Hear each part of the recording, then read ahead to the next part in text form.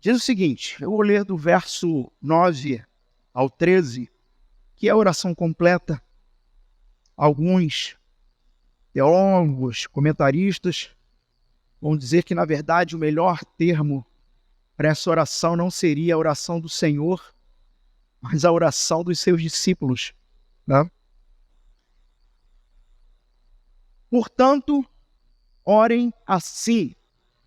O Senhor Jesus, então, ensinando os seus discípulos a orar, aqui nesse contexto do Sermão do Monte, mas nós temos um resumo da oração do Senhor, ou Pai Nosso, ou oração dos discípulos, lá em Lucas, onde em Lucas fica muito claro que os discípulos pediram a Jesus os ensine a orar. É interessante como eles não pediram, nos ensine a fazer milagres, nos ensine alguma outra coisa parecida, mas nos ensine a orar. Então é Jesus ensinando. Portanto, orem assim. Pai nosso que estás nos céus, santificado seja o teu nome. Venha o teu reino. Seja feita a tua vontade, assim na terra como no céu. O pão nosso de cada dia nos dá hoje e perdoa-nos as nossas dívidas, assim como nós também perdoamos aos nossos devedores. E não nos deixes cair em tentação, mas livra-nos do mal, pois teu é o reino, o poder e a glória para sempre. Amém. Amém. Podem assentar.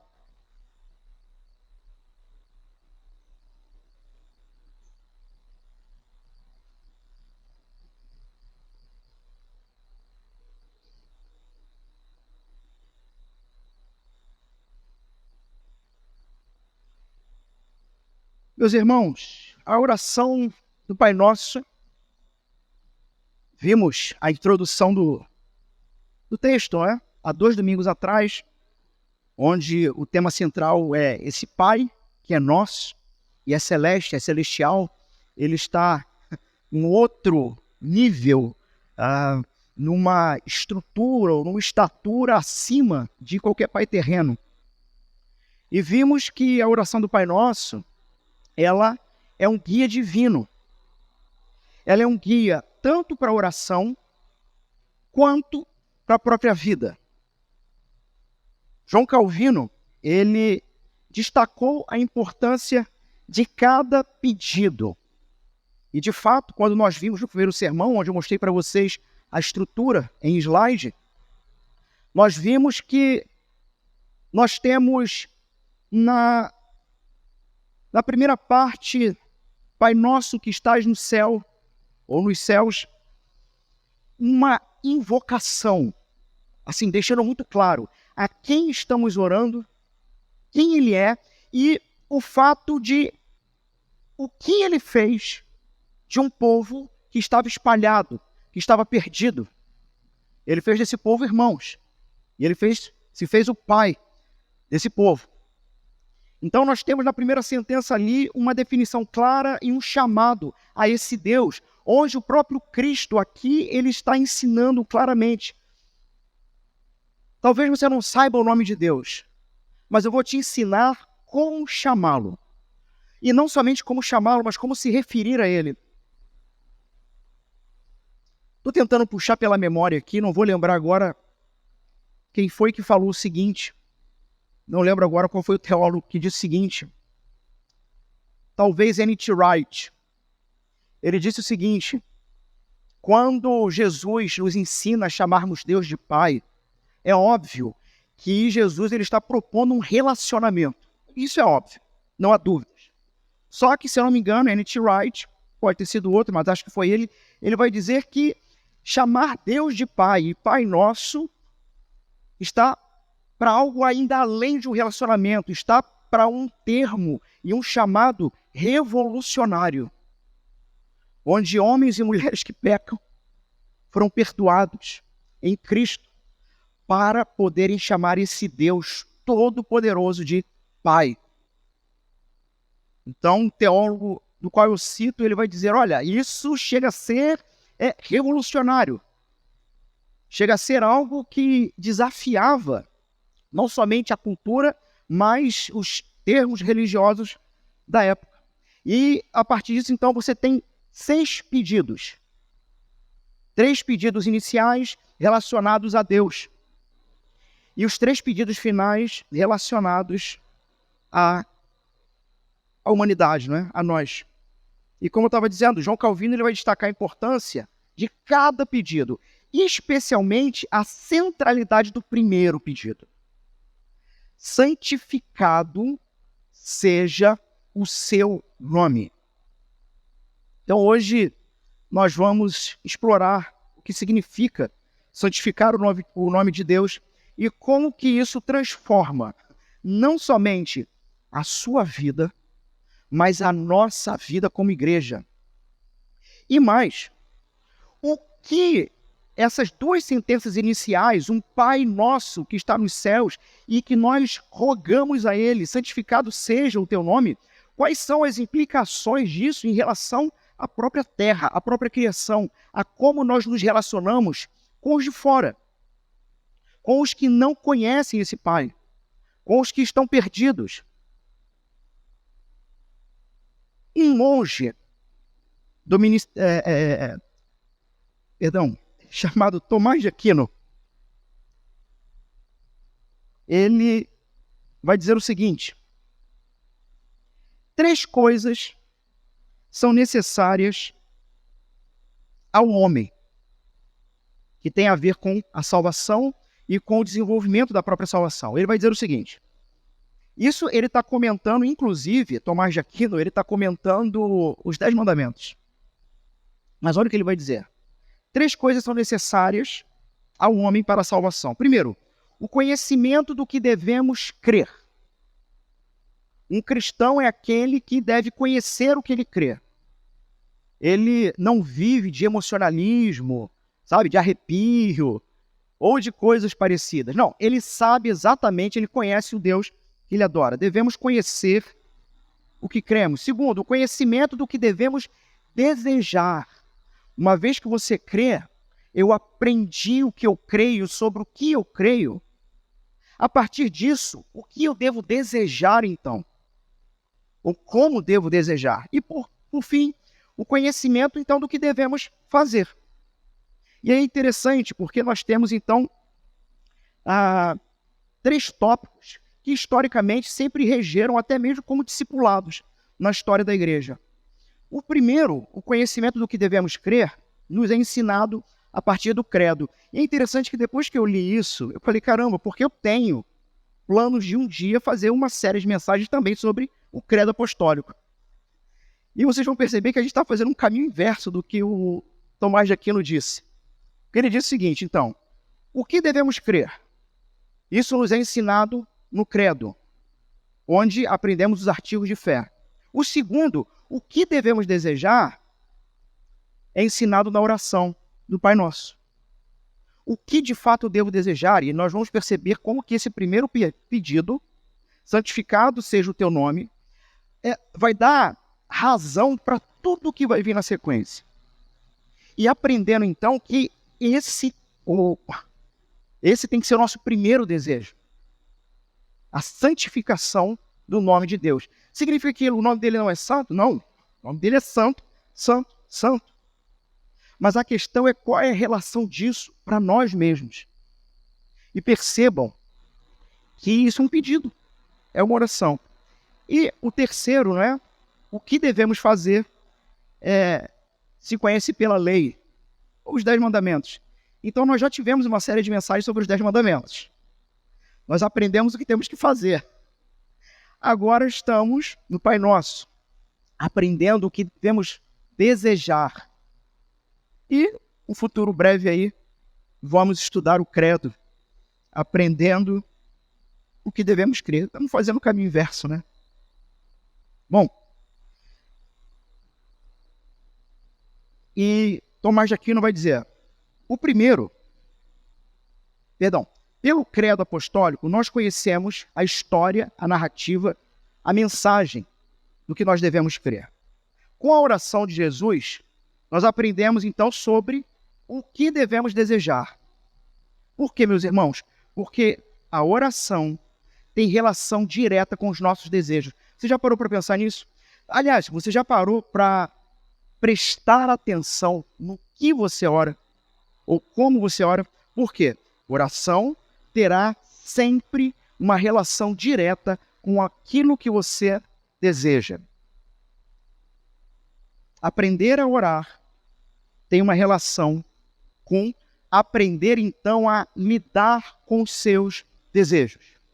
Pastor, eu ando tendo preocupações, desejos, frustrações. Talvez a pergunta que eu faria para você é o seguinte: o que você tem orado?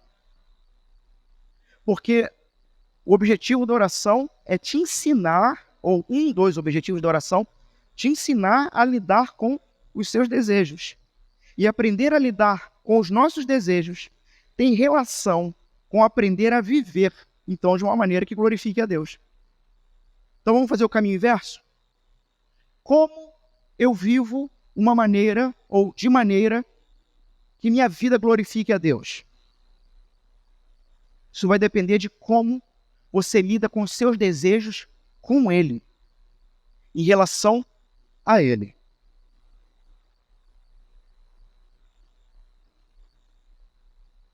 Meus irmãos, temos uma importância aqui singular no Pai Nosso. A importância aqui é que Jesus coloca, então, o nome Pai como nome originário, mais pessoal de Deus, para nós, para os discípulos. E a consequência disso, para a comunidade. A partir de então, para nós, cristãos, Pai é o primeiro e mais próprio nome de Deus. Na boca de Jesus, portanto, percebam que a palavra Pai vai expressar o evangelho que ele trouxe. Só pode se relacionar com Deus como Pai aquele que foi quebrado pelo evangelho, aquele que foi atingido pelo evangelho, em que o coração de pedra se fez, começou a pulsar, em que as escamas dos olhos caíram e você começou a ver, e as correntes que te aprisionavam nessa vida, a carne, o mundo e o diabo, foram destruídas. E agora Jesus diz: veja, você foi liberto para andar com o meu Pai e poder chamar Ele de seu Pai. Nessa oração, meus irmãos, aprendemos como indivíduos que fazemos parte de uma comunidade, a comunidade de Jesus. Através desse evangelho e de como essa oração tem por objetivo mudar os nossos desejos, mudar a maneira que a gente vive, nós somos desviados de uma rota de solidão, de uma rota de jornada solitária. Eu falei sobre isso no último sermão, sobre a preocupação que eu tenho quando eu percebo cristãos que deliberadamente decidiram viver uma vida só, uma jornada solitária, um caminho sozinho.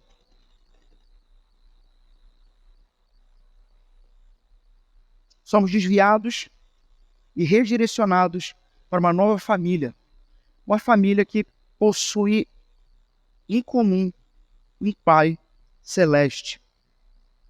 Quando os discípulos perguntaram como deveriam orar, Jesus então vai lhe dizer, em primeiro lugar, que o nome de Deus fosse considerado santo. Essa é a primeira coisa. Que o nome de Deus seja considerado santo.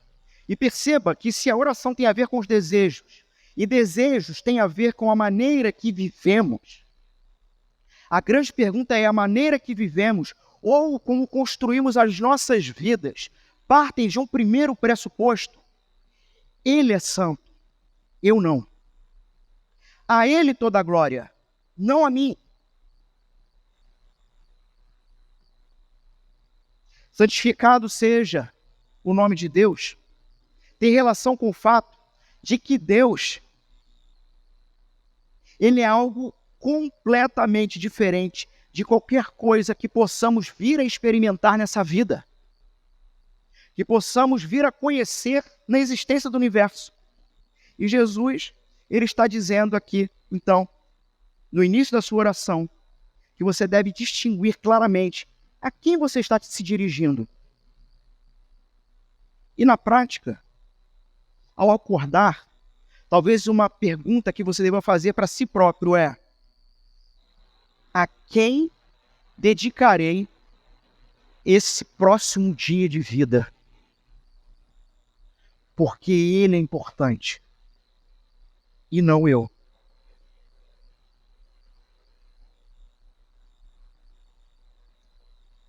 Duas coisas que nós sempre devemos nos lembrar quando nós oramos é quem é Deus e quem nós somos. E, meus irmãos, é isso que vai definir toda a estrutura e a atmosfera da sua conversa com Deus e do seu relacionamento uns com os outros.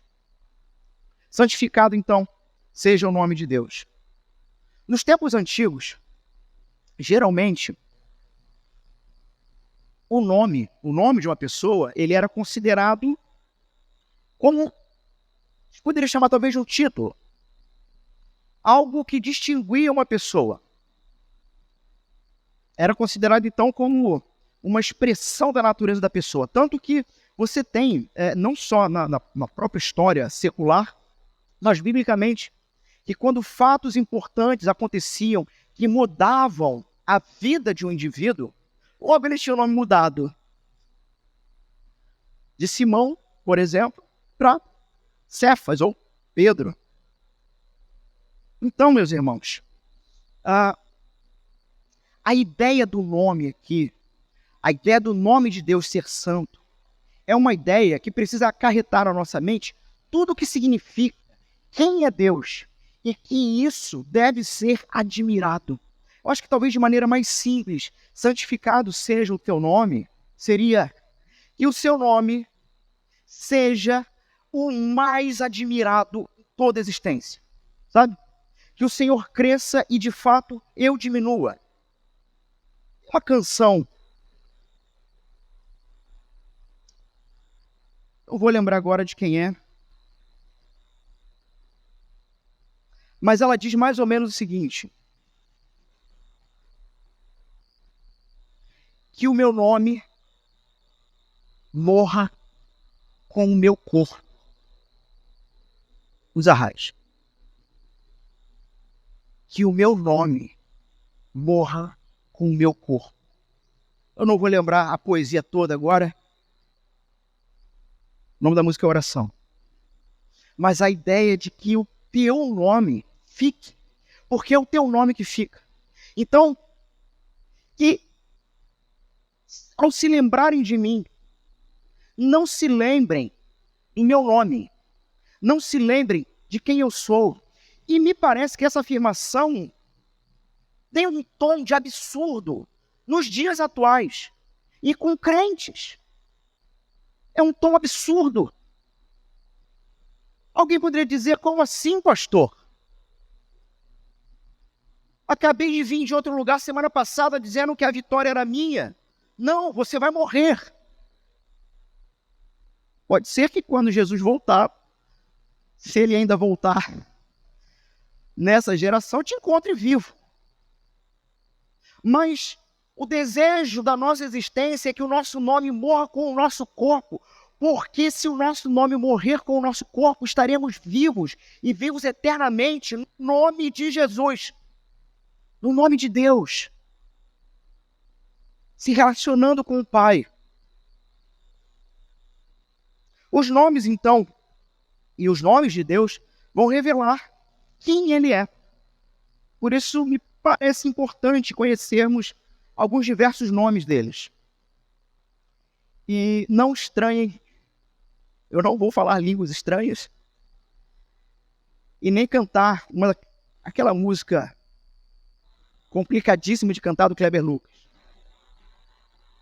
Mas No Antigo Testamento, o Ser Supremo, ele vai ser conhecido como El. Ou seja, Deus considerado como o poderoso. O poderoso. É desse nome que Jesus está dizendo, veja, esse o poderoso é nosso Pai. Esse o poderoso é santo. Viva de acordo com essa realidade sobre quem é teu Pai. Até porque como filhos, e aqui eu já estou acho que até me adiantando num ponto aqui do meu esboço, até porque como filhos, nós vamos ser levados a refletirmos a família, refletirmos o Pai. Então, esse termo, El, ele vai acontecer com várias combinações no Antigo Testamento. Pensei algumas e alguns textos. Então, por exemplo, El Shaddai, o Deus Todo-Poderoso, a fonte da salvação do seu povo. Esse é o nosso Pai. Gênesis 1:17. Quando Abraão atingiu a idade de 99 anos, o Senhor apareceu a ele e disse: eu sou o Deus Todo-Poderoso, El Shaddai.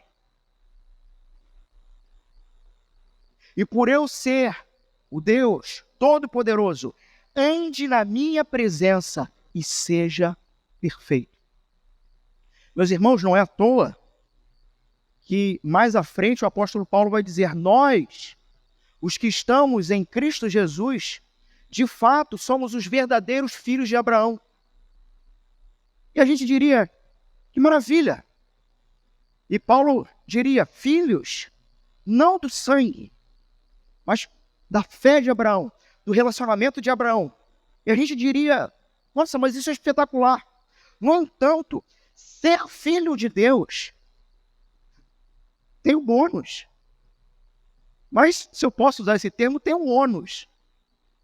Qual é o ônus? É que esse Deus que se revela pessoalmente, da mesma forma que falou para Abraão, fala para os filhos da fé de Abraão, nós, andem na minha presença e sejam perfeitos. Ou mais à frente, como vamos repetir em algum momento aqui em Levítico, sejam santos, porque eu sou santo. E se vocês são meus filhos, vocês haverão de serem santos. Irmãos, isso é espetacular. Não alcançamos ainda uma santidade perfeita. Pelo menos não nessa terra, não nessa vida. Mas textos assim, talvez para alguns de vocês, que possam estar andando desolados, desesperados. Por quê? Porque ainda pecam, mas odeiam isso. Detestam isso. Talvez alguns de vocês que em alguns momentos até pensem, talvez nem crente eu seja, porque não é possível que tal coisa continue me atraindo. E aí você ouve textos como esse, e você tem plena garantia, plena certeza, de que por amor ao nome dele, ele não vai te deixar como você está. Mas ele vai o tempo todo estar sussurrando no seu ouvido, seja santo porque eu sou santo. E quando isso for uma realidade para você, de fato, não só as suas orações serão transformadas, mas a maneira que você lida com os seus desejos da vida serão transformados, porque você se verá como o filho do santo. O verdadeiro filho de santo. Não o que é dito em tendas por aí, mas filhos do Deus Santo. Temos o termo Elohim, ou Elohim, que é um plural. Eu acho espetacular esse termo. Para mim, um dos nomes de Deus mais enigmáticos. Elohim, plural de Elohá. Uma pluralidade.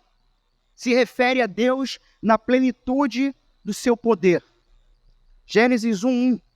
No princípio, Elohim criou os céus e a terra. O primeiro nome dele que aparece. El Yon. Eu vejo popular. Elion. Indica o Altíssimo. Números 24, verso 16. Diz o seguinte: palavra daquele que ouve os ditos de Deus e tem o conhecimento do Altíssimo. Irmãos, percebam nesses nomes e façam associação do Pai, porque a ideia é que esse Deus que se revela em todo o Antigo Testamento através de ações e nomes, os nomes sempre estão conectados com quem ele é e o que ele faz. E que tudo isso é condensado num termo simples e próximo. Pai. Pai. Então, palavra daquele que ouve os ditos de Deus e tem o conhecimento do Altíssimo, daquele que tem a visão do Todo-Poderoso e prostra-se, porém, de olhos abertos. Adonai, um outro nome, que vai salientar Deus agora como mestre, ou meu mestre, propriamente dito, ou Senhor. Olhamos para Êxodo, capítulo 4, verso 10, que diz o seguinte: então Moisés disse ao Senhor, Senhor, e aqui seria Adonai, meu mestre, eu nunca fui eloquente, nem no passado, nem depois que falaste a teu servo, pois sou pesado de boca e pesado de língua. Um outro nome, talvez dos nomes mais conhecidos, ou em que a tradução propriamente para Senhor ou Kyrios, o grego, Senhor, estaria mais conectada. Seria o que é conhecido como um tetragrama, 4 letras, onde os judeus do passado, com receio de falarem o nome de Deus em vão, eles modificavam esse tetragrama, muitas vezes ao invés de ler o nome, eles pronunciavam Adonai. Então, um nome conhecido como Yav ou Yavé, popularmente Jeová, mas não é uma boa pronúncia. Talvez a melhor seria uma dessas duas que eu estou colocando, Yav ou Yavé, que até um certo ponto vai ser explicado lá em Êxodo. Uma forma, então, do verbo ser, que tem sido interpretado como eu sou o que sou, ou eu serei o que serei. O ponto é que esse nome vai salientar a imutabilidade de Deus. Ele não muda, mas a fidelidade do seu pacto. Esse é o Deus que se revela pessoalmente, te chama pelo nome, muda sua vida ao avesso e diz o seguinte: aprenda a andar comigo, porque eu nunca te abandonarei. O Deus que promove alianças eternas. Lá em Êxodo, Moisés disse para Deus: eis que quando eu for falar com os filhos de Israel e lhes disser, o Deus dos seus pais me enviou a vocês, eles vão perguntar, qual é o nome dele? E então o que eu digo? Deus disse a Moisés, eu sou o que sou. Disse mais, assim você dirá aos filhos de Israel, eu sou, me enviou a vocês. Nós temos então várias combinações que vão ocorrer com essa conexão do nome de Deus. Talvez, provavelmente, as mais populares sejam as seguintes, e agora vem os nomes mais difíceis.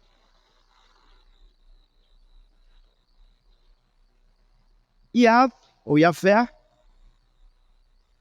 Irmãos, perdoem, eu creio que eu não vou pronunciar certo, mas vocês vão pegar a ideia. Sabaoté, Yahvé Sabaoté, Senhor dos Exércitos.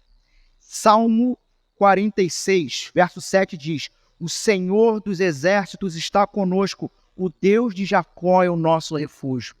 Santificado seja o seu nome. Yahvé Tsidekenu, Senhor, justiça nossa. Jeremias capítulo 23, verso 6. Nos seus dias, Judá será salvo e Israel habitará seguro. E este será o nome pelo qual será chamado Senhor, justiça nossa. Aquele que vai socorrer, por exemplo, na parábola que Jesus conta, em Lucas 18, o fariseu e o publicano, onde o fariseu, com orgulho e arrogância, orava exatamente da maneira que vivia. Percebem isso? Nós oramos o que vivemos, ou como vivemos. Se a nossa oração é falsa, é porque a sua vida cristã é a mera atuação. É um teatro. Então o fariseu ali orava o que ele vivia. E o publicano, o cobrador de impostos, bate no peito, sem olhar sequer para o alto, dizendo: "Sê propício a mim, pecador." Algumas traduções mudaram. Tem pena, tem piedade, tem misericórdia. Mas o termo propício ali é carregado de sentido teológico. Ser aquele que faz a propiciação. Ser aquele que derrama o sangue sobre o propiciatório no templo, que cobre a arca da aliança, que cobre as tábuas da lei, o sangue do Cordeiro que me cobre e me protege da lei. Ser aquele que, olhando para mim, vendo os meus pecados, se torna minha justiça. Santificado seja o teu nome. Outras combinações. Yahvé Jireh. O Senhor proverá. O Deus da providência. O Deus que não é pego de surpresa em absolutamente nada. O Deus que diz que os seus filhos estarão seguros nele e com ele. O Deus que proverá tudo o que é necessário para a vida, para a existência nesse mundo, sabendo que o que é necessário para a nossa vida e para a nossa existência nesse mundo não passa por luxo, porque ele dá o que é necessário para a missão dele. Por quê?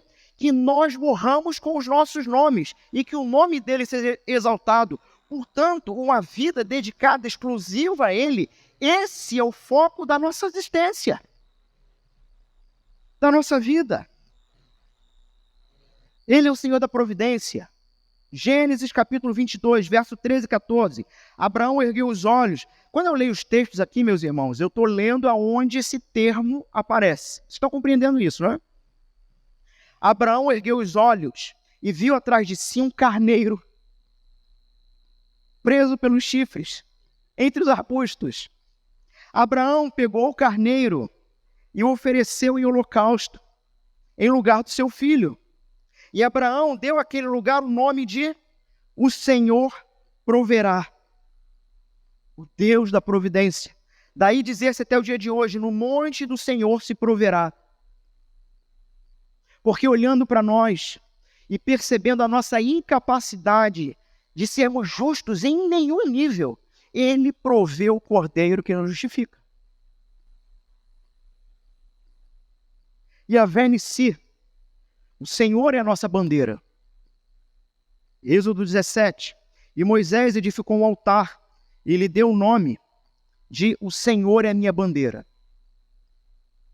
Santificado seja o seu nome.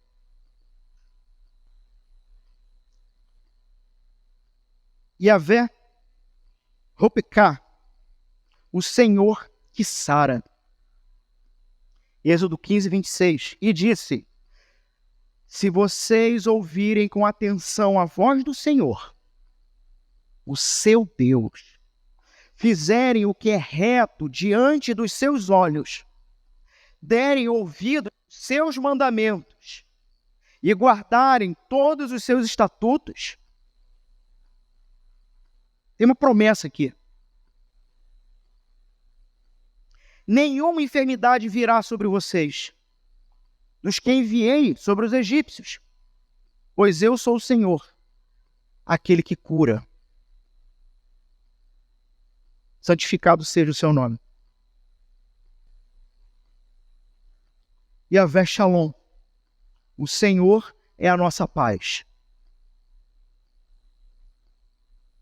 Então Gideão edificou ali um altar ao Senhor e lhe deu o nome de O Senhor é Paz.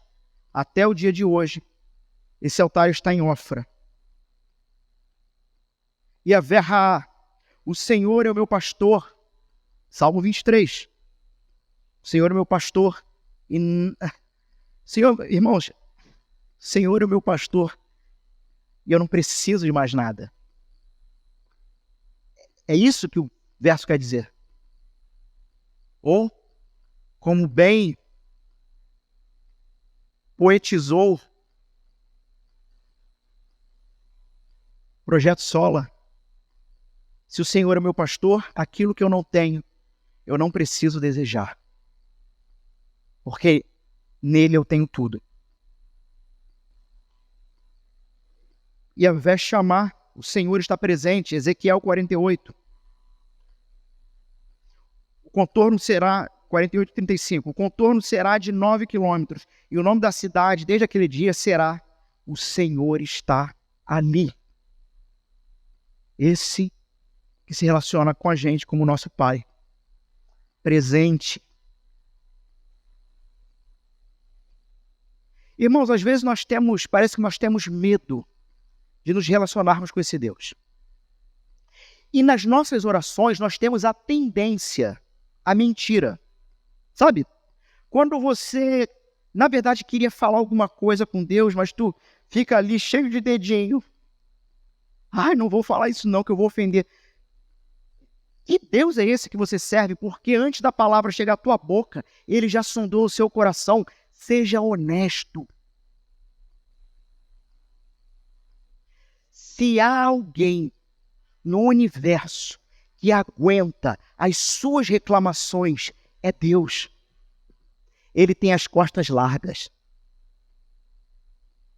Se há alguém que aguenta e gosta de questionamentos, esse é o Deus presente. Tá? Por exemplo, essa ideia de relação de Deus Pai e o seu nome que mostra provedor, presente e todos que nós vimos aqui. Como vocês acham que esse Deus do nome santo quer se relacionar com você? De forma honesta. Por exemplo, eu tenho muito mais prazer e alegria como pai quando a Sofia ou algum dos filhos vem me pedir algum tipo de orientação, um questionamento ou um pedido, do que uma nota 10 na escola. Porque relação de orientação, de pedido ou de reclamação tem relação com confiança. Isso para mim é muito mais importante do que uma nota 10. Deus quer de nós confiança. Muito mais do que práticas aparentes de religiosidade e de santidade. Yahvé Mikadskin, acho que é assim que pronuncia, o Senhor que vos santifica. Êxodo 31:13. Fale aos filhos de Israel e diga-lhes o seguinte: certamente vocês guardarão os meus sábados, pois é sinal entre mim e vocês de geração em geração, para que vocês saibam que eu sou o Senhor, que os santifica. Nos relacionamos então com Deus que está pessoalmente determinado a nos tornar santos. Já pensou sobre isso? Servimos a um Deus que ele tem um alvo. Como ele é santo, nos fazemos santos. Santificar, então, o nome de Deus significa ter reverência por ele. Por isso, reverenciar a Deus, honrá-lo, glorificá-lo, exaltá-lo. Para fazer isso, meus irmãos, se exige muito mais do que meramente conhecimento teológico, conhecimento intelectual, saber os seus nomes e os seus significados. Para você, de fato, ter uma vida de reverência a Deus, de honra, de glória ao nome dele, de exaltação, isso vai implicar, sem dúvida alguma, em humildade de espírito, a gratidão no coração,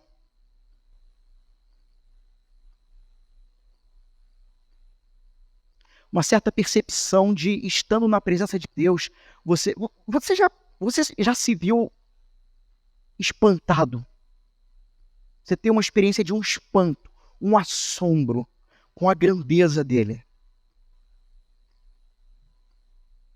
Seu coração arde quando você ouve sobre ele. Santificar significa que todo mundo e todas as coisas criadas vejam Deus pelo que ele é e que as suas criaturas humanas, e especialmente, o adore e o obedeça. Como Calvino também diz, desejamos que Deus tenha a honra que merece. Os homens nunca devem pensar nele sem a mais alta reverência. Por isso que Jesus nos ensina a chamá-lo de Pai. Definitivamente, o nome do Deus cristão. Um nome que representa aquele que o leva. Por isso que eu digo que o nome de Deus vai ser a soma de tudo que ele é e de tudo que ele realiza. É a soma de todos os seus atributos, meus irmãos. Os atributos e as obras. É por isso, por exemplo, que Davi, no Salmo 138, diz que Deus exaltou acima de todas as coisas o seu nome. Veja, ouçam esse salmo. Ouçam Davi assombrado, espantado, ao caminhar com Deus, ao se relacionar com Deus. E ele proclama o seguinte. Salmo de Davi. Enquanto eu leio, veja se essa é a sua inclinação de coração. Se essa é a maneira que você vive e ora. Eu te darei graças, Senhor, de todo o meu coração. Na presença dos poderosos, te cantarei louvores. Voltado para o teu santo templo, eu me prostrarei e louvarei o teu nome, por causa da tua misericórdia e da tua verdade, pois engrandeceste acima de tudo o teu nome e a tua palavra. No dia em que eu clamei, tu me respondestes e alentaste a força da minha alma. Todos os reis da terra te louvarão, Senhor, quando ouvirem as palavras da tua boca. E cantarão os caminhos do Senhor, pois grande é a glória do Senhor. O Senhor é excelso, contudo, atenta para os humildes. Os soberbos, ele os conhece de longe. Se ando em meio à angústia, tu me refazes a vida. Estendes a mão contra a ira dos meus inimigos. A tua mão direita me salva. O que diz respeito a mim, O Senhor levará a bom termo. A tua misericórdia, ó Senhor, dura para sempre. Não desampares as obras das tuas mãos. Eu não consigo ver Davi escrever ou cantar algo assim sem copiosamente derramar lágrimas.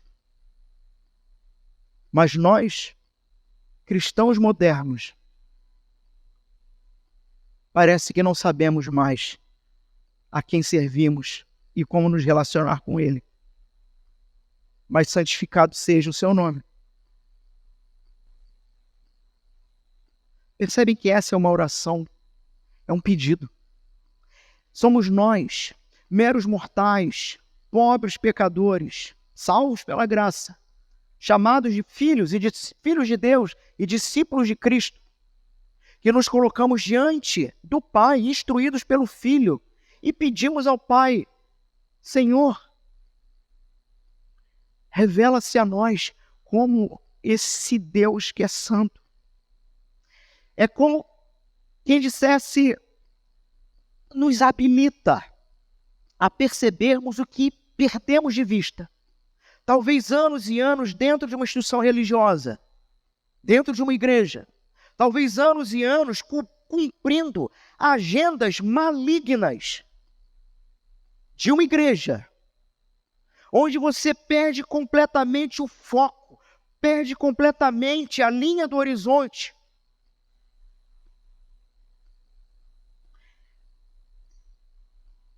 E Jesus nos chama a nos colocarmos diante de Deus, chamando de Pai, e dizendo, no primeiro pedido, nos habilita, nos faz perceber. É um pedido, meus irmãos. É Jesus dizendo para a gente pedir ao Pai. Me dá a graça de perceber a santidade do teu nome, a magnitude de quem tu és e o que tu fazes comigo.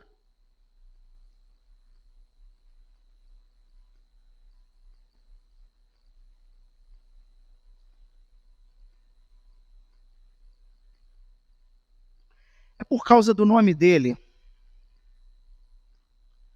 que no Antigo Testamento nós vemos com tanta frequência Deus agindo por causa do seu nome. Eu tenho um material aqui, eu não vou ler, do John Piper. Muito provavelmente será um material que eu vou indicar para os pequenos grupos da semana trabalharem. Um artigo onde John Piper vai trabalhar essa ideia do Deus Santo e Poderoso e que Ele exige de nós que nós rendamos a Ele toda a santidade, toda a graça, todo o louvor.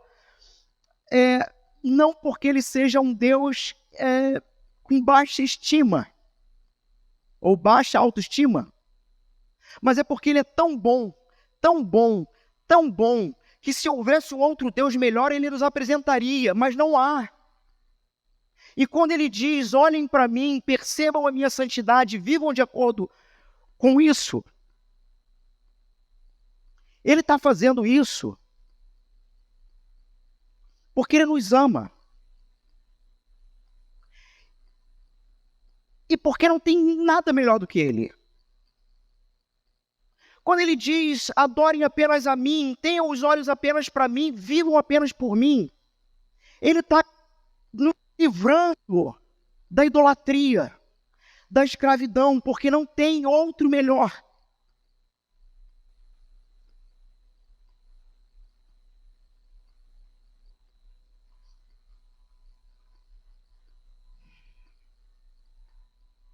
Salmo 25:11. Por causa do teu nome, Senhor, por causa do teu nome,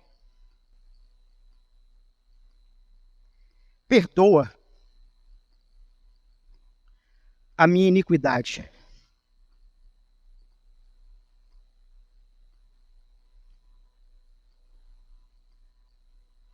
Isaías 43,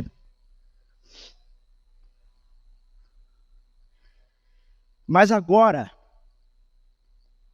assim diz o Senhor,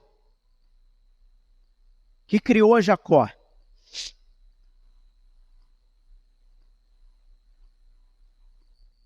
e que formou Israel.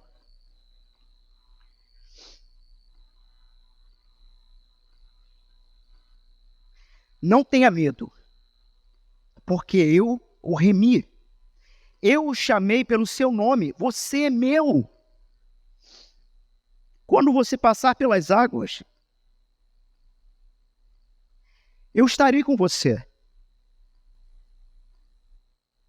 Quando passar pelos rios, eles não submergerão.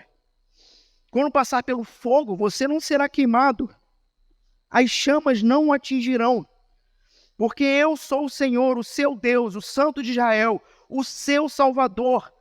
Dei o Egito em resgate por você, e a Etiópia e Sebá, para que você fosse meu, visto que você é precioso aos meus olhos e digno de honra.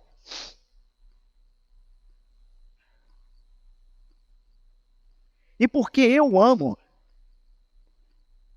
darei homens por você e povos em troca da sua vida. Não tenha medo, porque eu estarei com você. Trarei a sua descendência desde o Oriente e a juntarei desde o Ocidente. E atenção no verso 6 e 7. Direi ao norte, entregue, e ao sul, não os impeça de sair. Tragam os meus filhos de longe e as minhas filhas dos confins da terra, todos os que são chamados pelo meu nome, e os que criei para a minha glória, sim, aqueles que formei e fiz. Traga o povo que é cego, ainda que tenham olhos, e que é surdo, ainda que tenham ouvidos. Todas as nações se congreguem e os povos se reúnam. O Pai é nosso, santificado seja o seu nome. Quem dentre eles pode anunciar isto e mostrar-nos as predições antigas, que apresentem as suas testemunhas? Vocês são as minhas testemunhas, diz o Senhor. Vocês são o meu servo, a quem eu escolhi, para que vocês saibam, creiam em mim e entendam quem eu sou. E que antes de mim, Deus nenhum se formou, e depois de mim, nenhum haverá. Eu sou o Senhor, e fora de mim não há salvação.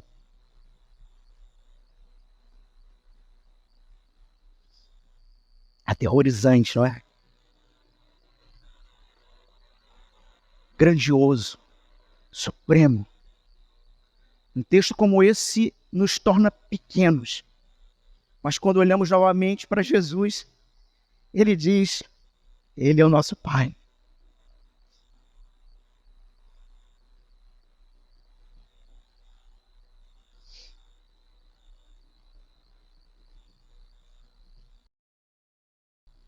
Como nós lemos no Catecismo de Heidelberg. A igreja pode ler?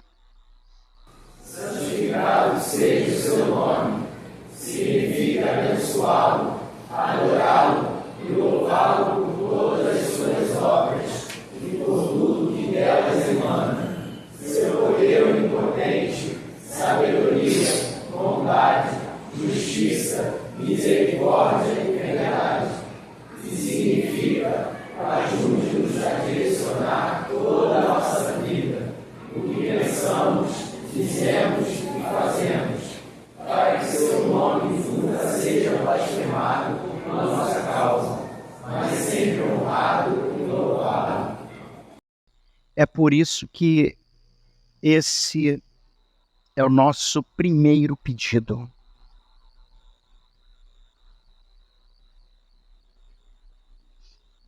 Esse primeiro pedido, então, tem relação ao que eu disse nos colocamos diante de Deus e oramos. Que o Senhor faça, que Ele faça, santificado seja o seu nome. É uma oração, ou é um primeiro pedido, que veja, nós temos duas relações aqui. A primeira é uma ação dele, que ele nos habilite a essa percepção.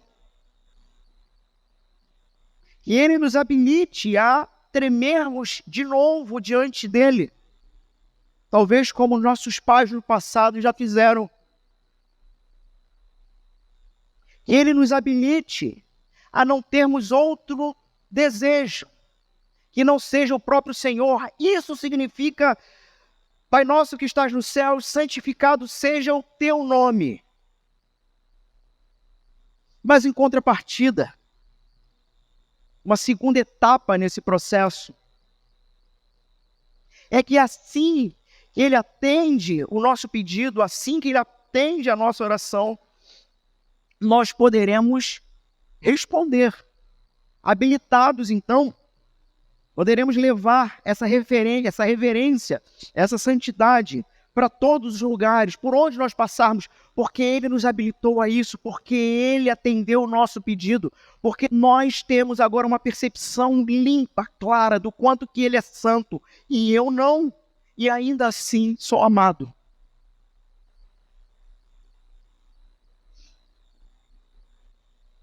Um autor chamado William Hendricks, ele vai dizer o seguinte: santificado seja o teu nome. Significa, pois, que aquele que é introduzido à comunhão com este Pai, eternamente amante, agora convida todos a compartilharem essa experiência com Ele e a exaltarem a esse glorioso Deus. A ideia, meus irmãos, é que ao orarmos, nós admiremos, nós estimemos, nós reverenciemos, honramos, tenhamos como o que há de mais valoroso na nossa própria vida o nome de Deus, acima de tudo. E há então, meus irmãos, um motivo para que essa seja a primeira petição, o primeiro pedido. É o fato de que esse pedido é o que vai manter todos os pedidos sequenciais. São 6 pedidos ao total, esse é o primeiro. Então, todos os outros 5 juntos. Esse primeiro pedido: santificado seja o teu nome. Que o Senhor me habilite a essa percepção e que eu possa responder a isso. Fará com que nós coloquemos em foco e na ordem correta todos os outros pedidos da nossa vida, da nossa existência. John Piper, ele vai dizer que, então, há um sentido em que os 5 pedidos que vêm depois vão servir ao primeiro pedido. E me parece que faz todo sentido isso. John Piper vai colocar da seguinte maneira: pastor reformado, John Piper vai dizer o seguinte: nada é mais claro e inabalável para mim do que o propósito do universo ser a santificação do nome de Deus. Seu reino vem para isso. Percebam como que o Piper ele vai pegar todos os outros pedidos e vai dizer o seguinte: todos os outros estão conectados com o primeiro. A razão da existência do universo e da criação é a santificação do nome de Deus. Seu reino virá para isso, para que o nome seja santificado. Sua vontade é feita para isso, para que o seu nome seja santificado. Os humanos têm uma vida sustentada pelo pão para isso, para que o nome dele seja santificado. Os pecados são perdoados por isso, porque ele é o Deus santo. A tentação é escapada por isso, porque ele é o Deus da santidade. Piper vai continuar dizendo: então, começamos dizendo a Deus, valorizamos você e seu nome como santos. Nós reconhecemos e valorizamos você como infinitamente único, puro, imaculado, justo e transcendente. Você é o tesouro supremo e absoluto em todo o universo e acima do universo. Todos os outros tesouros não são absolutamente nada comparados com o Senhor. E diante da afirmação de Piper, volto a fazer a mesma pergunta: por que você e eu, nós, nos descabelamos por esse mundo? Por que este mundo tira a nossa paz? Por que somos tão ansiosos? Novamente, talvez tenhamos que voltar a essa primeira petição e entrar num embate com Deus. Assim como Jacó uma vez lutou com o Senhor, dizendo: não arredarei do teu pé ou dos teus pés, enquanto a percepção da beleza, da grandiosidade e da santidade do Senhor não me dominar. Ou você tem alguma coisa mais importante para fazer durante a semana? Quem sabe maratonar Netflix? Quem sabe perder tempo falando mal uns dos outros? Quem sabe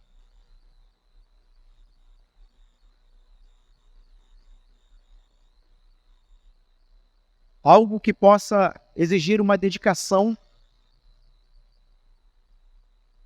para te dar mais dinheiro, numa situação da qual você nem precisaria desse dinheiro.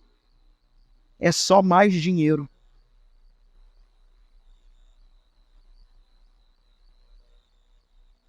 Já não vejo a hora de terminar o Pai Nosso, porque o texto que virá na sequência é: não se pode servir a dois senhores. E meus irmãos, um dos males humanos é o dinheiro.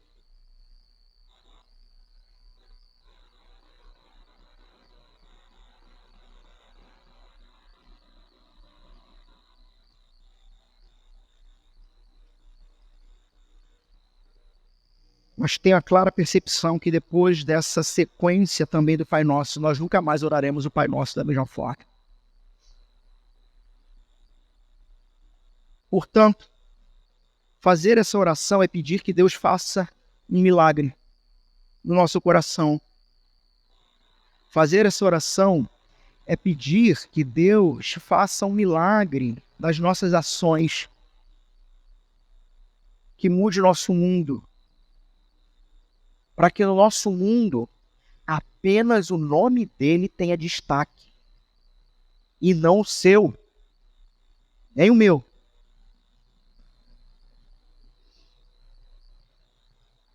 Essa oração deixa claro, então, para Deus, para quem estiver ao nosso redor, o nosso principal objetivo e desejo, que é louvá-lo e querer que todas as pessoas o louvem. Meus amigos, eu não sei como é possível nós sermos cristãos e estarmos satisfeitos com o nosso nível de fé, satisfeitos com a nossa igrejinha, satisfeitos com essas cadeiras, graças a Deus, muito confortáveis. Mas como que a gente pode ficar satisfeito com isso e não termos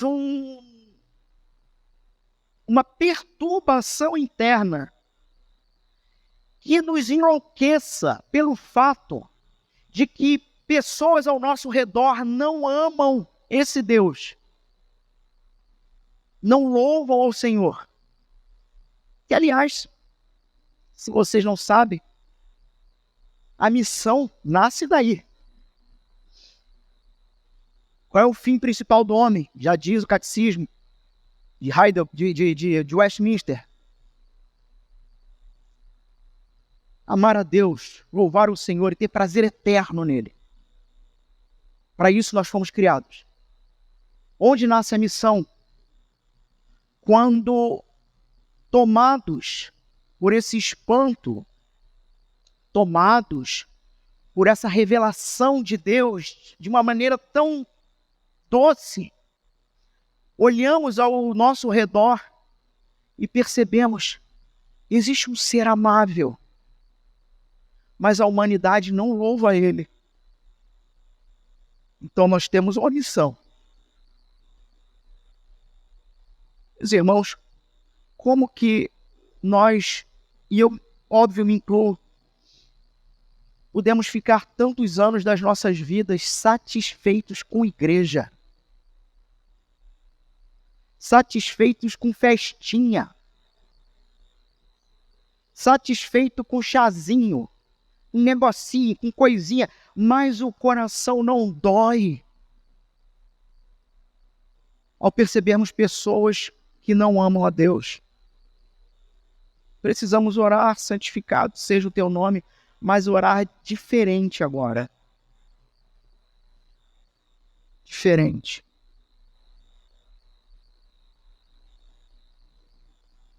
A segunda coisa que essa oração deixa clara para nós é que devemos querer que o mundo inteiro veja como Deus realmente é santo. O que você pede quando você ora? Saiba que podemos aprender muito sobre as pessoas quando elas pedem em oração. Portanto, quando oramos: Pai nosso que estás no céu, santificado seja o teu nome, estamos dizendo: ó Deus, que todos os povos te louvem. Comece por mim, para que eu saiba em meu coração e multiplique isso para o mundo. O reino de Deus está em plena expansão. Aqui nós já teríamos uma conexão para o segundo pedido: que venha o teu reino. Porque esse reino virá quando os habitantes desse reino tiverem apenas um desejo: fazer a vontade do Pai.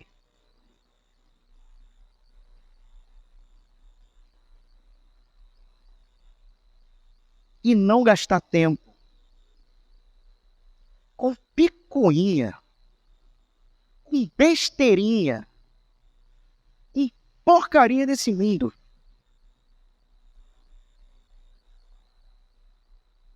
Nós estamos plantando essa igreja, vai para o 5º ano. Mas, meus irmãos, quantas vezes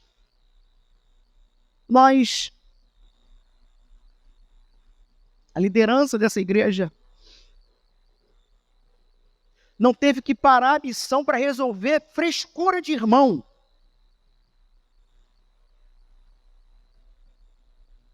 Irmão que não ora: santificado seja o teu nome. Se orasse isso, estaria em missão. Quanto tempo perdido! Quantos problemas internos por homens e mulheres que não buscam a Deus. Quanto tempo perdido! Quanta discussão inútil, quanto troço tolo.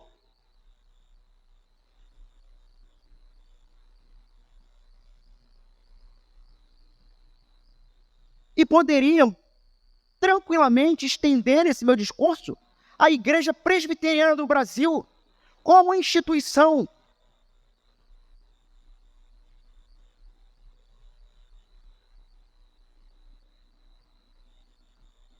É gente que não ora: santificado seja o teu nome, que vai costurar por aí que aqui não é uma igreja presbiteriana porque não tem UNP. Você não sabe o que é isso? Não perca seu tempo.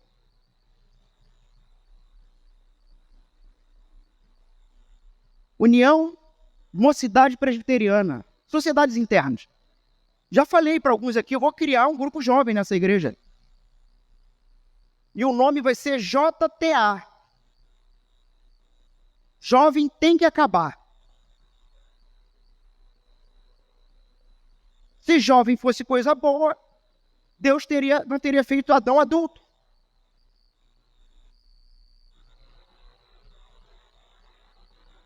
A infantilidade, a imaturidade, os devaneios da juventude tem que acabar.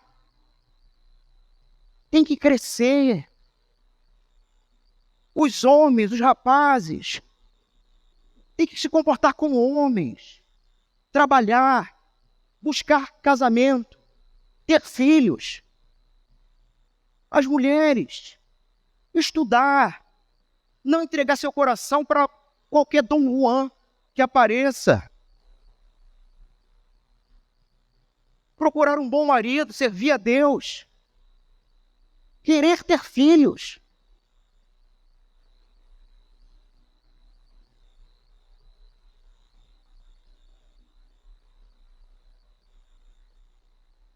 Esse, então, é o pedido que molda todos os outros pedidos. Essa é a petição que substitui todas as outras petições. Porque todo o mais da nossa vida deve decorrer dessa súplica. Não queremos, então, mais orar por nossos pequenos impérios tolos. O que importa é o nome de Deus e não o nosso nome. E eu te pergunto, existe algo mais contracultural do que esse pedido? Santificado seja o teu nome.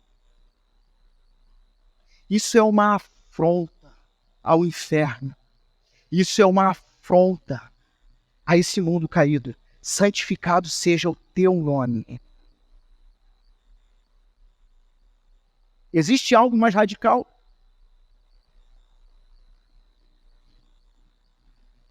Será que ser feminista é mais radical do que santificado seja o teu nome?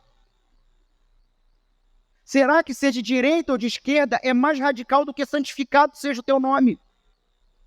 Uma proposta de falência existencial, uma declaração de falência. Eu não sou, tu és. Santificado seja o teu nome. Será que existe alguma coisa, em qualquer ambiente que seja mais radical do que isso? Pergunto, existe proposta mais libertadora do que essa? Da qual, quando você ora, de fato, santificado seja o teu nome, carregando tudo que essa oração apresenta.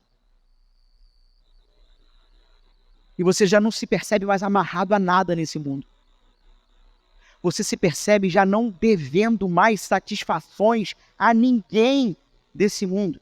Não interessa mais quanto você ganha, não interessa mais os seus diplomas, não interessa mais a sua formação, não interessa mais em quem você vota, não interessa. Não interessa. Por que perdemos? Por que construímos nossas vidas com isso? Construindo impérios falidos, de polvilho. Isso é libertador. Isso é ser livre.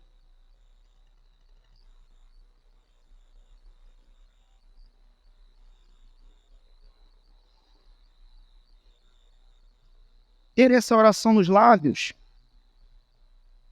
significa glória para Deus e bondade para nós. Isso não anda separado. Isso é bom.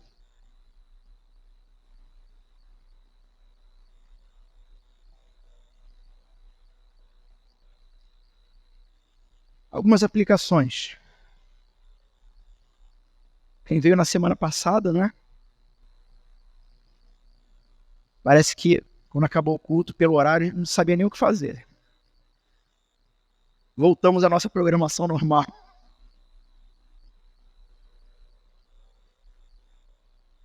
Para quem não veio na semana passada e não entendeu a piada, é porque o pregador... Eu não estava aqui semana passada. E o pregador pregou em 40 minutos. Deu 8h30, teve irmão que falou assim, e agora, o que eu faço? Não tem nada, vou para casa.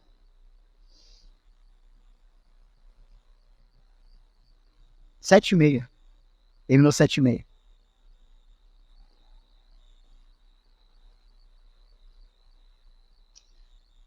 Algumas aplicações, meus irmãos, as aplicações não vão ser fáceis. Não vão ser fáceis. Bom, nós somos desafiados então a deixarmos de lado todas as nossas intenções pessoais, porque é o que está relacionado a Deus que importa.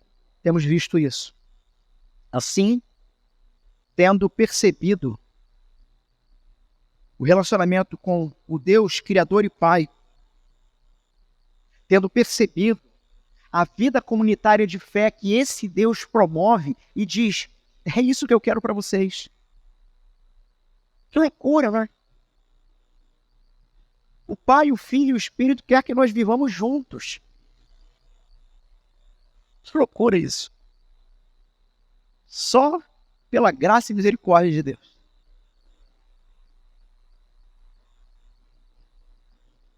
Nós somos então convocados a uma purificação pessoal de toda a nossa obstinação com essa oração. Meu irmão, nós vamos tomar a ceia daqui a pouco. Ao final da ceia, vamos orar esta oração.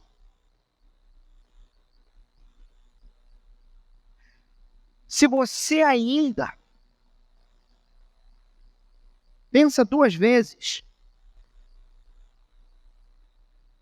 em abandonar os seus planos obstinados de grandeza, faça um favor para si mesmo. Ou você se arrepende para poder tomar a ceia, ou nem tome. Ou melhor, tome, arrependido. A ceia é a graça do Senhor, misericórdia de Deus. Mas na hora dessa oração, que o seu coração desfaleça, que o Espírito Santo te parta ao meio com seus planos obstinados de vida, não tendo o Senhor em primeiro lugar. Nosso primeiro pedido, então, tem relação com o nome de Deus e da sua santidade. Da mesma maneira, não só na oração, mas tendo consciência de vida e para a vida. Precisamos, então, purificar a nossa vida de todo egoísmo, de todo desejo obstinado que visa satisfação pessoal, porque o nome dele é santo, não o seu. Ao nos lembrarmos que o termo nosso estará relacionado a tudo o que virá na sequência, nós precisamos, então, não somente em oração, mas na própria prática da vida, aplicar ou ampliar, melhor dizendo, essa visão pequenininha de crente, de que é o meu mundinho, é a minha fé, e só importa a mim. Temos que lembrar que o plural é o que determina essa oração.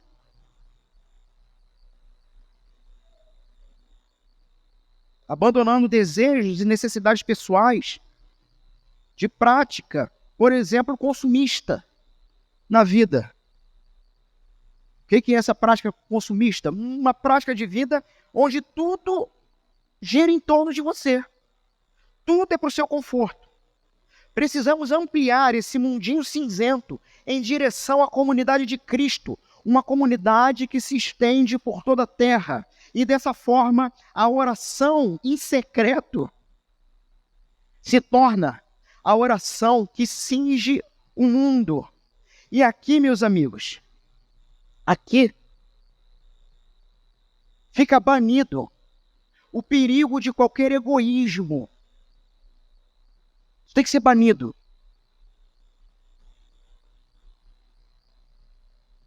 Essa coisa de querer ter vantagem em tudo. Tirar vantagem dos outros. Ou vivemos e servimos ao Deus que é santo juntos, ou estaremos no frio limbo da morte existencial. Perdemos a razão de viver em comunidade, se não for para servirmos a Deus juntos.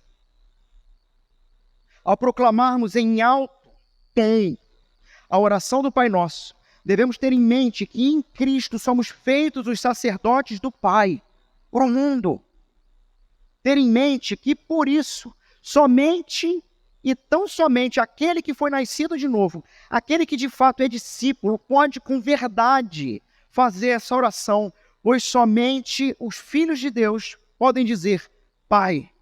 E então os filhos de Deus oram: Pai, santifica o teu nome, faz valer o teu nome entre nós, completamente e todos os dias. Pai, faça valer o teu nome santo na minha vida, em todas as circunstâncias. E não me deixe esquecer isso.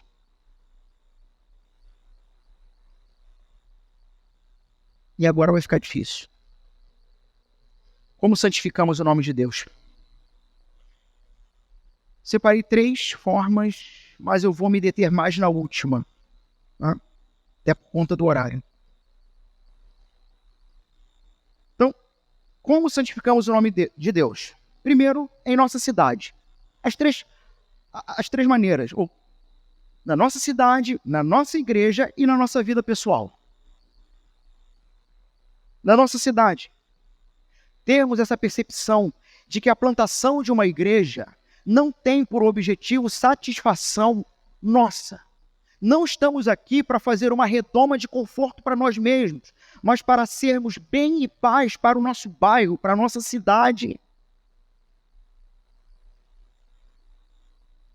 Segundo, nossa igreja. Precisamos então, a partir dessa verdade, praticarmos uma adoração autêntica. Eu estava vendo essa semana um vídeo do Paul Washer, 7 minutos de vídeo. O título me chamou a atenção. O título dizia o seguinte: domingo é o dia de maior prática de idolatria na Terra. Eu falei, caramba, Paul Washer vai vir quebrando tudo agora. Botei o vídeo para rodar. E ele vai dizer: domingo é o dia que mais se pratica idolatria no planeta. E ele dá um risinho. Ele dá um risinho de pronto, agora ele vai. Por quê? Porque é o dia que milhares, milhões de homens e mulheres se reúnem para adorar o que não conhecem.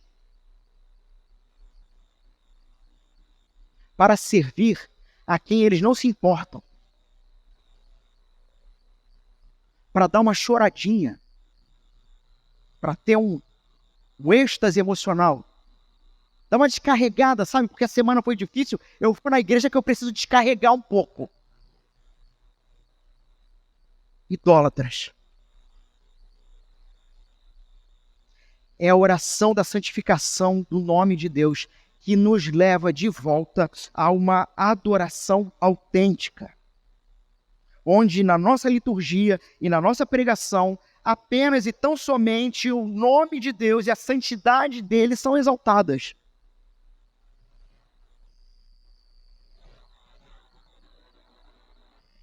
John Piper: a missão da igreja é manifestar a glória de Deus entre as nações, começando pela santificação do seu nome na nossa própria congregação.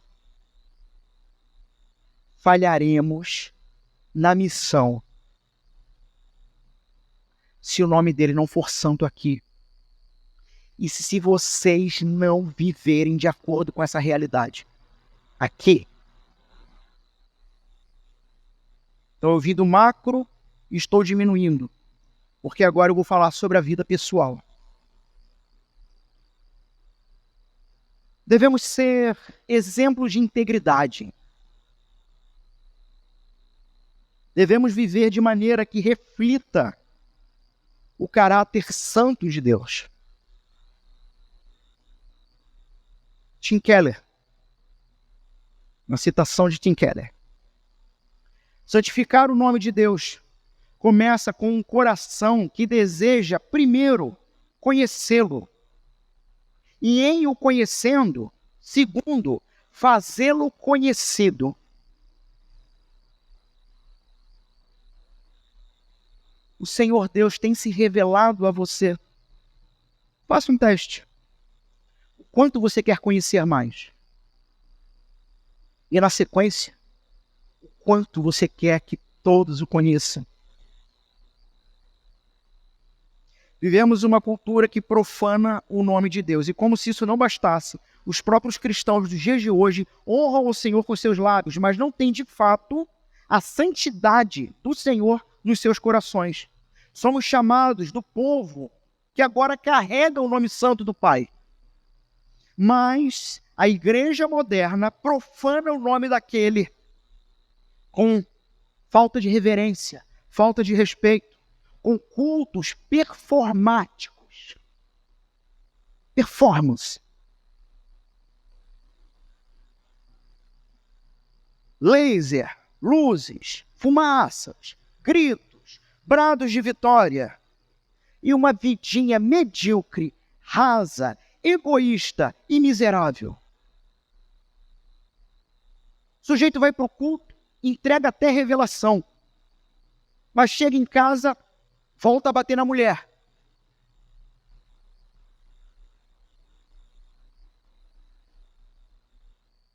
É a irmã que fala até a língua dos anjos, mas não consegue falar a linguagem dos próprios filhos.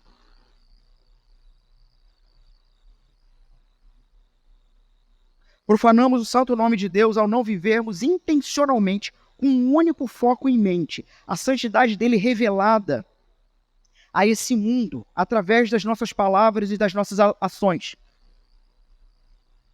Lembro-me, meus irmãos, de uma determinada pessoa que em um desses sermões, durante a semana, me questionou severamente sobre se o que eu esperava era que ele e os irmãos não tivessem mais vida própria. Se o que eu queria de fato era que vocês passassem a viver agora em função da plantação e da missão de Deus. E a minha resposta foi sim. Sim. Tem alguma coisa melhor para você fazer nesse mundo? Eu sou grato a Deus, porque Ele me chamou só para fazer isso. Eu sou grato a Deus pela vida de vocês, porque vocês são bivocacionados. O que eu quero dizer com isso? Deus deu a vocês empregos, carreiras, diplomas, para se sustentarem, para investirem na missão dele, mas também para proclamarem aonde vocês estiverem.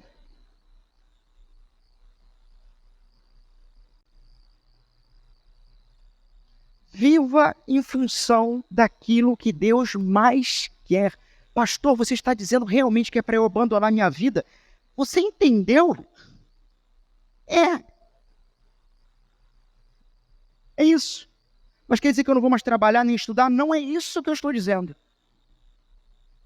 Eu estou dizendo que no trabalho, no estudo, onde quer que seja, o desejo do seu coração precisa ser a santidade do nome de Deus exposta. E eu sei que a pessoa que me questionou isso tinha grandes problemas com santidade e que convida fiel a Deus.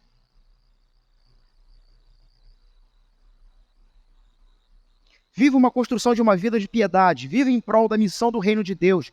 Dedique os melhores anos da sua vida. Dedique os melhores anos da sua vida na plantação de uma igreja. Dedique os melhores anos da sua vida na consolidação do corpo de Jesus, a igreja. Conduza a sua família a isso. Quando você for se mudar, comprar uma casa, alugar, o que seja, Não coloque em primeiro lugar se é mais perto da sua escola, do seu trabalho, mas se é mais perto da tua igreja, dos teus irmãos. Se é para ter sacrifício, que seja o sacrifício de ter que ir trabalhar, de ter que ir estudar, mas que seja prazeroso e fácil estar com os seus irmãos. Isso é abandonar tudo por Jesus e pelo povo de Jesus.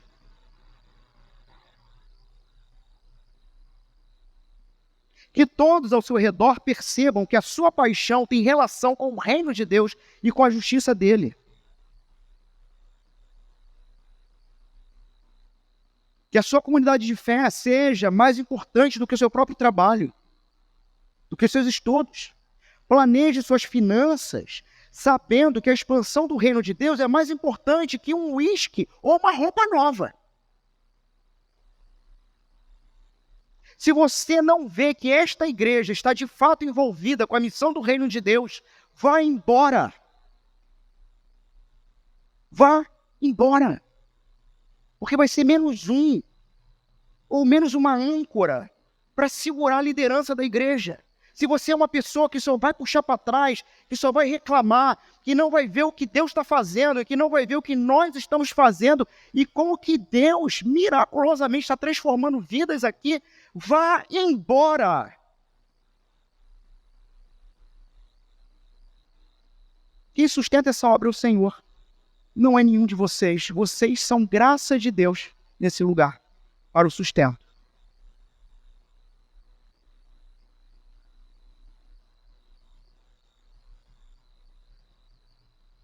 Não atrapalhe, não crie problemas desnecessários. Quantas vezes no ano passado eu tive que repetir várias vezes, meu irmão, não é essa a hora de discutir isso. Não é esse o momento. O momento vai chegar. Existem certas discussões que precisam existir. Mas não é agora. Mas se você percebe que o seu lugar é aqui, se você percebe que é aqui que Deus quer que você gaste os melhores anos da sua vida, pelo amor de Jesus, se comprometa de fato com esse lugar. Se comprometa de fato com estas pessoas. Não deixe para entregar a Deus o que te sobra. Não espere a velhice chegar para se dedicar às coisas do Senhor.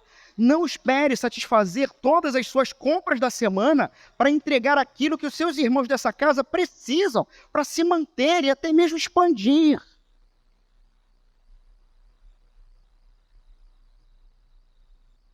Lembre-se, aqui é muito é dado. Será cobrado com prestação de contas.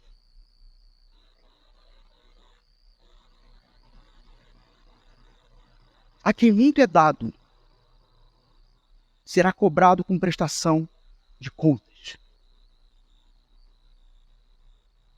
Você tem capacidades dadas por Deus para a glória dele, mas talvez esteja se recusando a usar essas capacidades nesse lugar. Quem é muito dado será cobrado.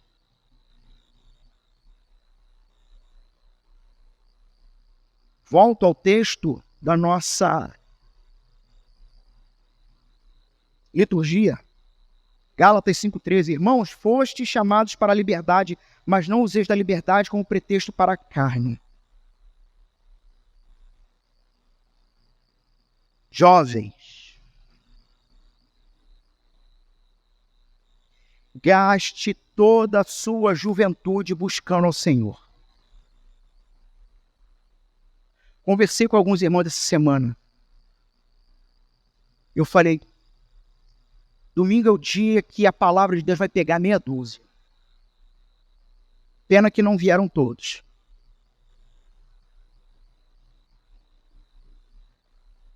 E assim, aos que nos visitam, não fiquem assustados, tá bom? Isso é importante. Entenda que é um pastor falando com seu rebanho. E por que eu falo assim? porque eu sou o pastor de vocês. Já falei isso para vocês, né? Eu não estou jogando conversa fora, não estou jogando indireta, eu só não vou dar os nomes. Mas eu estou falando com vocês. Com todos vocês. Gaste toda a sua juventude buscando ao Senhor. Gaste toda a sua juventude em práticas de santidade. Da sua juventude, gaste toda a sua juventude na prática do amor cristão para com seus irmãos. Jovem, pare de achar que você é alguma coisa. Pare de achar que você é importante. Para com essas frescuradas da psicologia moderna. Ai, que eu não me sinto importante. Em Cristo você está morto. Não é uma questão de não ser importante, é uma questão de morte. E em Cristo você é amado. Em Cristo você é grande. Nele, que o seu nome morra com você e que o dele cresça. Lembre-se. Por isso que o jovem tem que acabar, vocês estão entendendo, né? Lembre-se. Sem Jesus, você é apenas um saco ambulante de urina e fezes. Do que você se orgulha? Por que você se acha maior ou melhor do que outros? Sem Cristo, você é um ser vivo, orgânico, que transporta urina e fezes. Esse é o seu valor. Sem Cristo.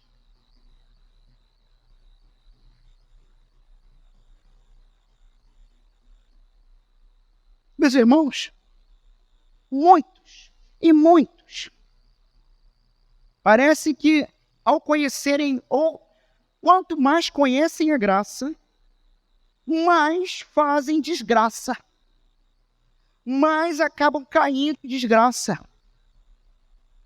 É por isso que muitos aí, arminianos e outros, têm tanto medo da doutrina reformada.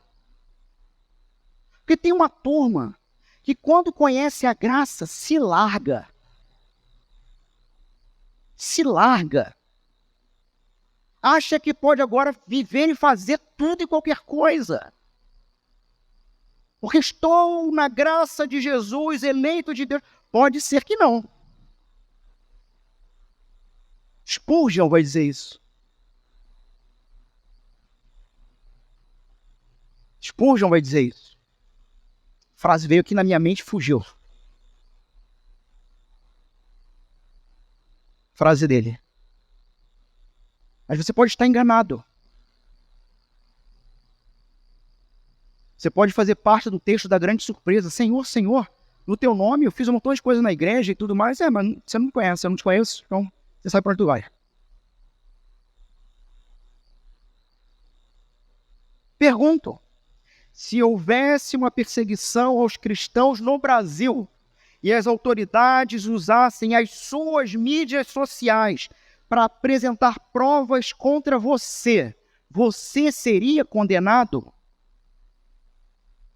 Algumas pessoas nessa igreja não. Tem tudo. Facebook, Instagram, status do WhatsApp, tem tudo. Menos uma prova de que você é crente. Menos isso. E não há problema em você estar numa festa, com quanto que não seja um ambiente pecaminoso, com a prática do pecado ali. O problema é quando só tem a festa.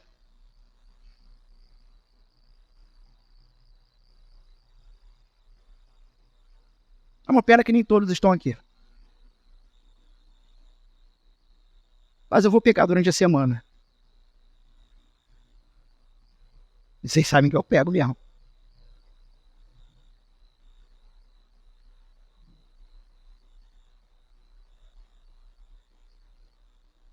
Conversei essa semana com 2 irmãos, em momentos diferentes.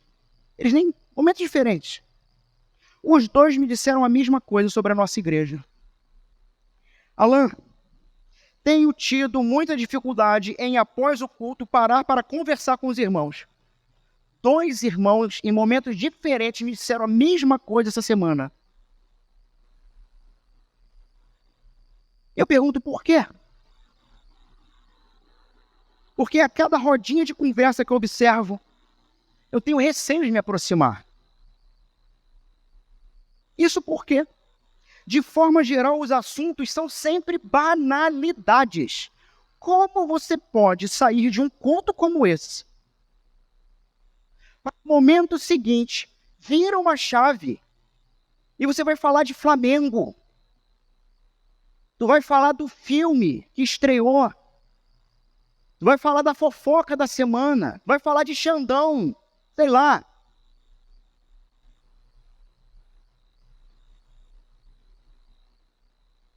Como que você consegue virar a chave dessa forma? É o preço da carne. Cara, vocês saem de um culto como esse. Olha só, nós nos encontramos uma vez na semana, 4 vezes no mês. É o único momento. E acaba o culto, você vai falar de preço de carne. Que loucura é essa? É onde nós vamos comer. Qual é a melhor série do momento? Qual filme vai ser lançado na semana que vem?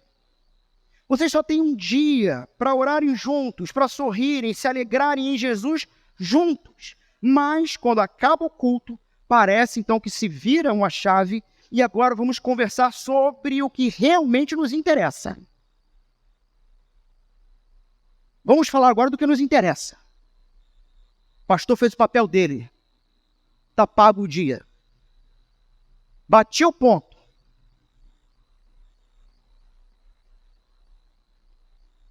Vocês cantaram, oraram, leram a Bíblia, foram expostos ao conteúdo do texto sagrado, ensinados a como responderem ao texto com as suas vidas, e quando o culto acaba, só o que lhes vem à mente são trivialidades.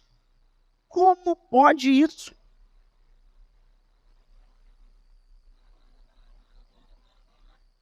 Jesus nos chama a vivermos a partir da perspectiva de um Pai que é santo, que nos ama. Planta em nosso coração o desejo por Ele.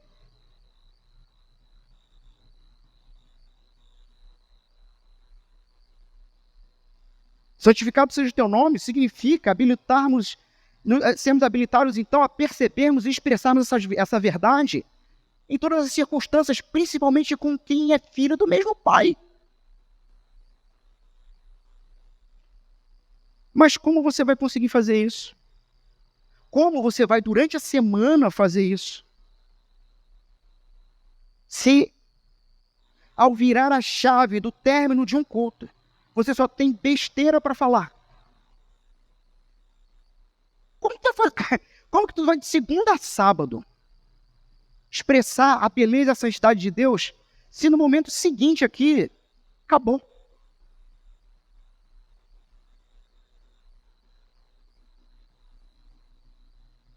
E anotem o que eu estou falando. Anotem o que eu estou dizendo. Ao sair daqui, pode anotar aí. Se quiser anotar, pode anotar. Ao sair daqui, você ainda vai ouvir o seguinte. Vejam como esse pastor é autoritário. Vejam como esse pastor é controlador. Vejam o ditador se revelando. Ele quer controlar agora até o que nós conversamos depois do culto. E no final eu é que ainda estou errado.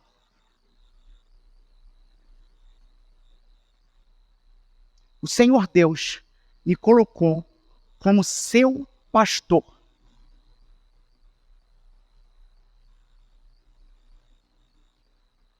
Se o que eu falo aqui você considera irrelevante, isso só pode significar que você não é ovelha deste aprisco. Talvez seja melhor você procurar um pastor que lhe agrade os ouvidos.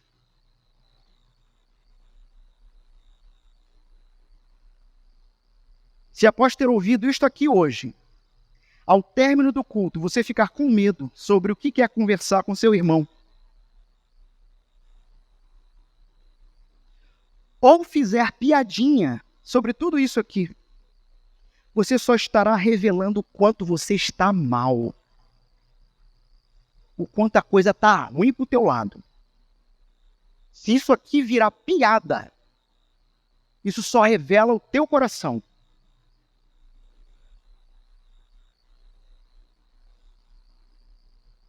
Talvez o ideal hoje fosse que cada um simplesmente fosse para suas casas.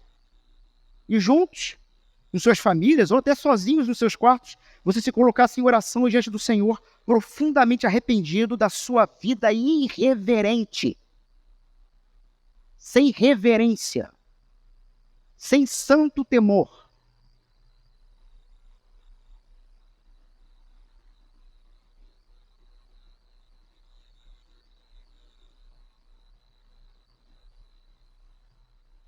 Meus irmãos, há tanto que se falar aqui ainda. Aguenta. Vocês estão com a cadeira confortável, né? Cheguei até a pensar em fazer um intervalo, sabe? Intervalo, bebe uma água, usa o toalete.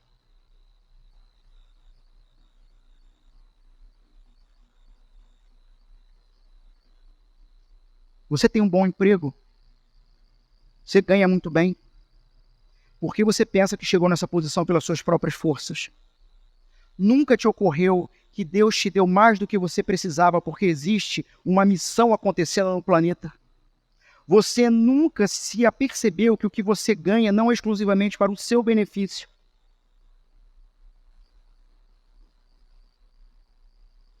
Quando muitos viviam em igrejas que te exploravam, vocês não reclamavam. Aqui, basta fazermos uma oferta direcionada para a compra de cadeiras, por exemplo, que se torna um absurdo. Um absurdo. Mas eu já dou meu dízimo.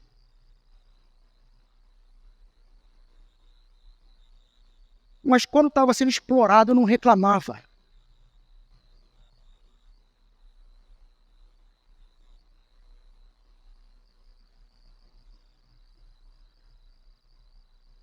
Seja coerente. Seja coerente. Se você não quis ofertar para comprar as cadeiras, não as use. Não é simples? Isso é coerência. Se você pode, entenda. Sei que de irmãos que não podem. Mas seja coerente. Se é um absurdo, não sente.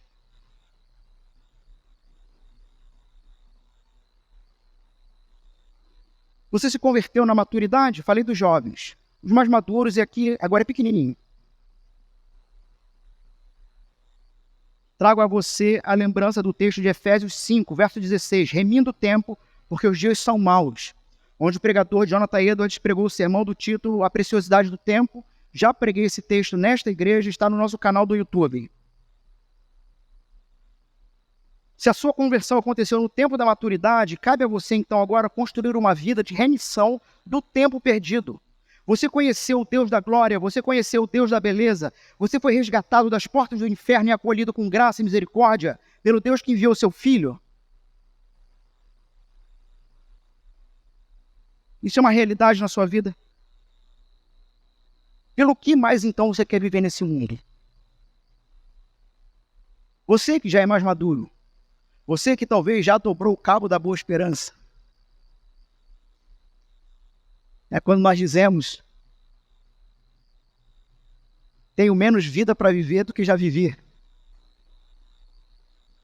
Pelo que mais você quer viver nessa vida? Pelo que mais você quer se dar nessa vida? O que é tão importante?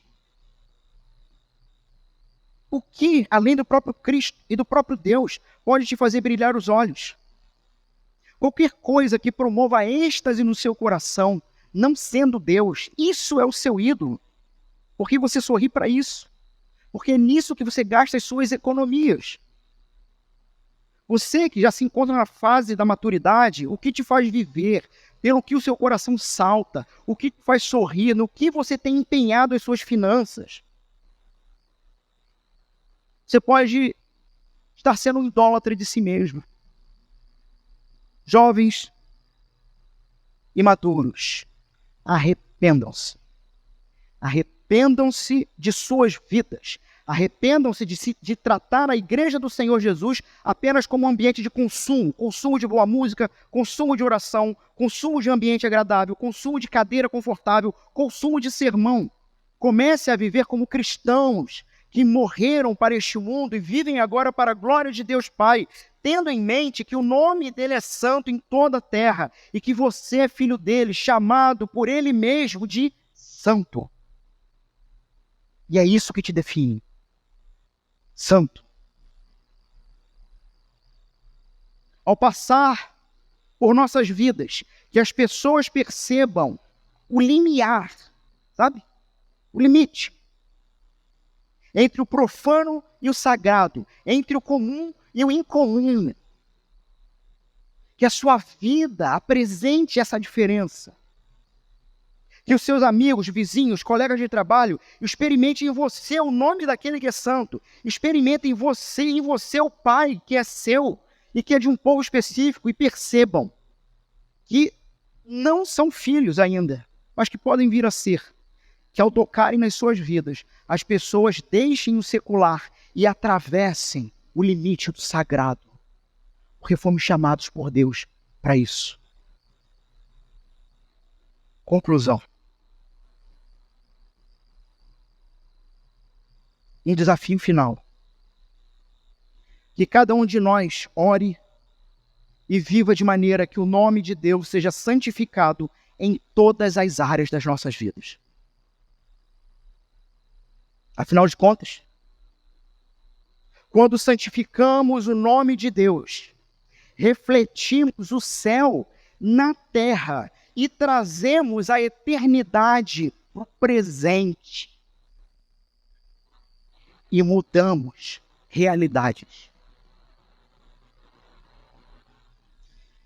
E a nossa igreja, localizada na cidade de Nova Iguaçu, seja um farol de santidade e graça, mostrando a todos ao nosso redor o que significa viver para a glória de Deus. E isto não é pretensão, isto é obediência.